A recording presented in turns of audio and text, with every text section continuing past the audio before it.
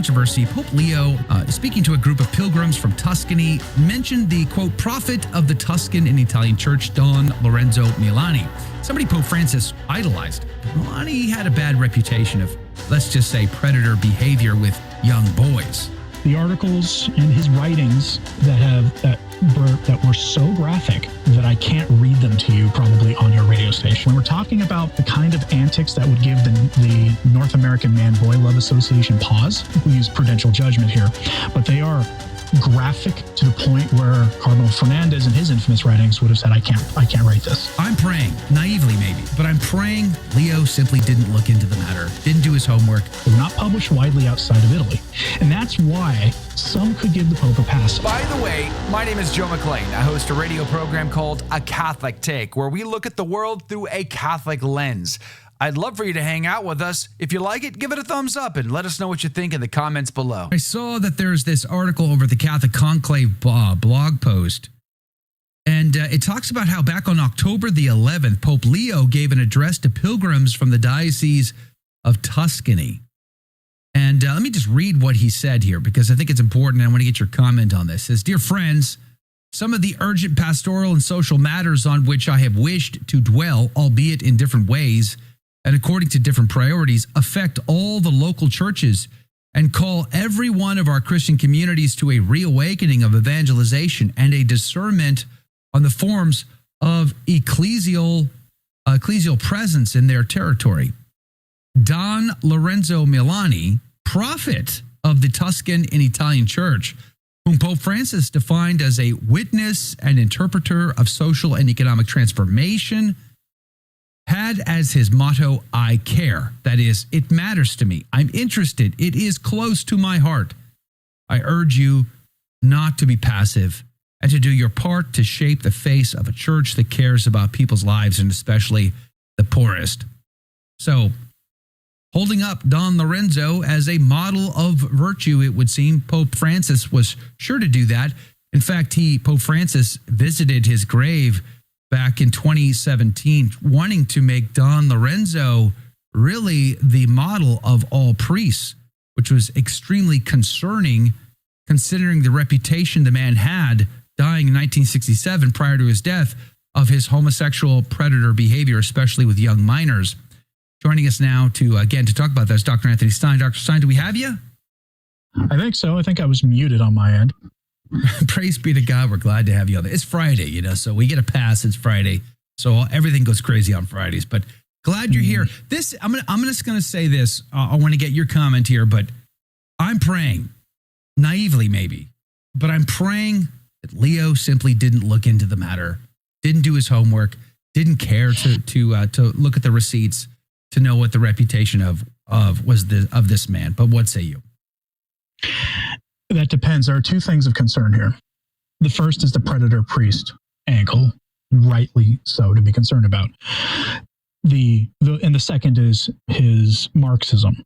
On the first score, the articles and his writings that were so graphic that I can't read them to you probably on your radio station, where your radio station has been very, very good about not muzzling you and your guests. However, when we're talking about the kind of antics that would give the North American Man-Boy Love Association pause, we use prudential judgment here.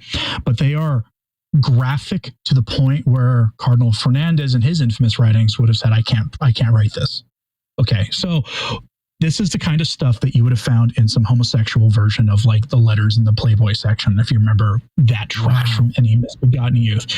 Very, very graphic. It's concerning. And on that first score, people have said, well, you can't find anything but one German article on this. Well, at Heraeth in Exile, Chris Jackson did a lot of research on this, and he found the names of the books with paid citations and more quotes that were more damning. These are books that are in like an Italian archive. They were not published widely outside of Italy. And that's why some could give the Pope a pass on that score, because that stuff was really only known to a few people who had access to those books and who published articles in Italy and then later outside, but they're hard to find articles, but he found them. However, on the second score, His books are Marxist. There is no other way to describe them. He is a Maoist, explicitly. Like, wow. He says that he demands the right. I will clean up the language that this priest used, because he uses the common four-letter word for excrement. A priest, okay, in his writings.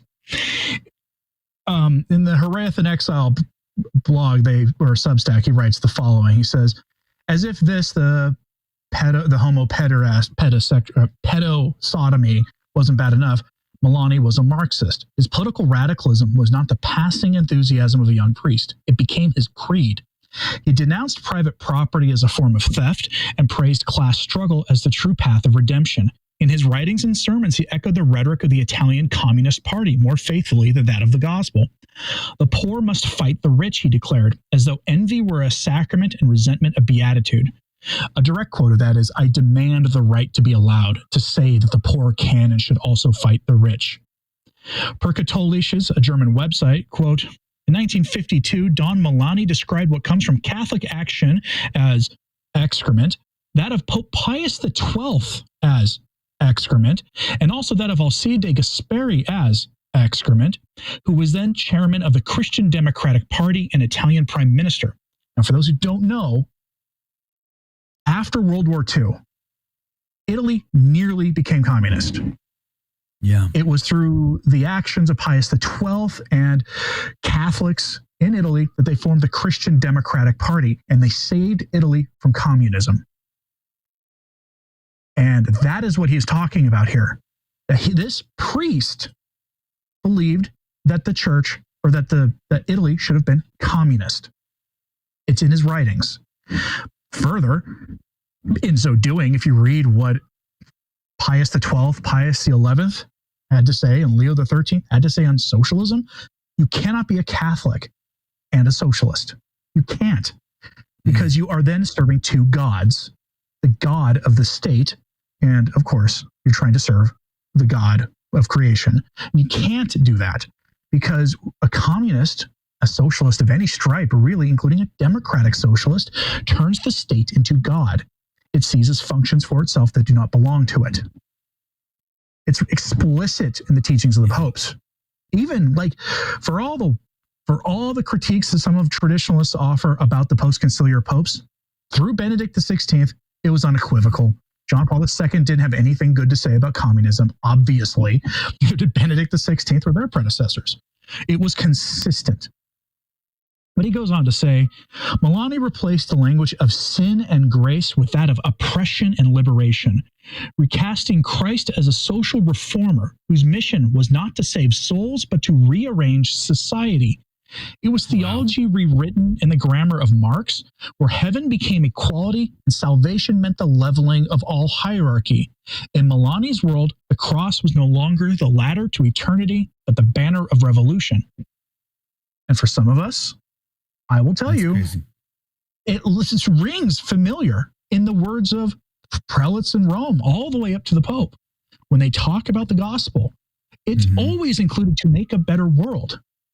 The only way you make a better world is right. The only way. There's one way to make a better world. Only one. And that is to spread the gospel and to guide people into coming into the church. Because when they even live as a bad Catholic, and I don't mean bad like the modernists who want to destroy everything in the church, but I mean like somebody who goes to confession for the same sin over and over again every week. Maybe they lapse about their confession habits, but they still believe and they still try, but those sins have got a grip on them. Right. Okay, I know that sounds like I'm castigating a lot of our audience, but bear with me. Even that, when people try to live the Catholic life and they hold to the faith and they stay close to the sacraments, the natural consequences, you will change the way you live. And if the way you live is changed, the way your neighbors live changes to in accordance with the gospel, it is inevitable that you will save society if it is done on a wide enough scale. And then if you act in society in accordance with the gospel, the authentic gospel, not where you try to eliminate poverty in defiance of Christ. Jesus was wrong. Poverty, you don't have to have always with us. Just give the government more money. That nonsense. To help the poor, but you're not trying to make some sort of secular utopia. And Milani expressly denied that. And now, everybody knew it. Again, right. He knew it. And everybody knew it. And the Sotto heresy he had, the gay predator stuff, that was in his writings. There are Italian articles from that same time quoting his books. He was already being accused of this behavior prior to his death in 1967. And according to this 2018 article at Catholisch, his successor got arrested for the same crimes. So it's not news. This was 2018. We'll link to this as well in the show notes today, by the way. So it's not news. It's old news at this point. The guy had a bad reputation. At the very minimum, you could say he had a bad reputation. And so sort of any endorsement of him is bizarre just on a bad reputation level. Pope Francis visited his grave, Don Milani's grave, and wanted to put that man as the model of all priests instead of St. John Vianney. I mean, think about that for a second. What you just described about this man who took on communist ideology, predator, homosexual behavior, this is who Francis wanted to be the model of all priests, not John Vianney. That's the most bizarre thing I've ever heard. Like that's literally insane. Very much so. And this is why a lot of people, when you saw the reaction to this story when it broke, it was the final straw for some people on the giving Pope Leo time. It was. I saw it play out in real time. And I've said that to you a lot lately. It's just, it seems like every week right now, something new and worse comes out of. Yeah. I can't imagine much worse than a guy who was, when he died, being publicly accused of being like Ted McCarrick before McCarrick, Maciel before Maciel. Right? Rupnik before Rupnik. Yeah. I mean, it's like the more things change, the more things stay the same. Hey, well, I'm going to run out of time here in this segment. I want you to come back to the top of the hour for the after show. I just curious, did you hear the story that broke yesterday about Pope Leo's pending reformation of Opus Dei? I did. There's some dispute about that. Opus Dei put out a very milquetoast response saying, "Interesting. We can't talk about ongoing things going on right now, but Opus Dei will exist." But destroying Opus Dei doesn't mean the institution goes away. I find it really hard to believe that.